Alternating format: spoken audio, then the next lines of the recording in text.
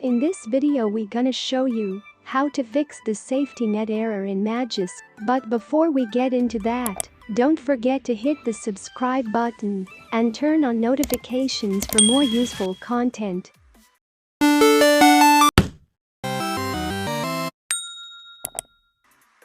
First, let's learn what Safetynet is and why it's important.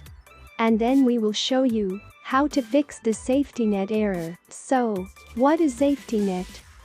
Safetynet is Google's root detection system, which means Safetynet will block the ability to use certain apps if user have root access. Because of that, some banking apps, online shopping apps, Android Pay and lots of other apps won't work on rooted devices. However, Magisk allow users to have root access and other modifications while still using those apps by bypassing the Safetynet. That's why it's important to fix the Safetynet error. So let's get started. First, go to Settings on your phone, then go to About Phone. Scroll down and tap on Build Number until you see you have enabled development settings pop-up message. Now let's get back to Settings menu and then go to System, tap on Developer Options.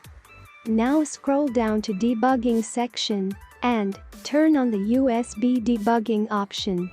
Scroll down little more and turn on Verify Apps over USB option. Now go back to your app drawer and open the Magisk Manager.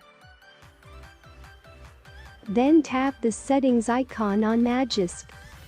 Scroll down and tap on Hide the Magisk Manager option. Then you will see text box like this. In order to hide Magisk, you need to rename it to something else. So type a name. It doesn't matter what the name is. I'm gonna name it as Manager. After that, click the OK button and turn on Magisk Hide option. And finally, tap on Systemless Hosts. That's it, you all done. Now let's check on Safetynet to see if we still getting that error.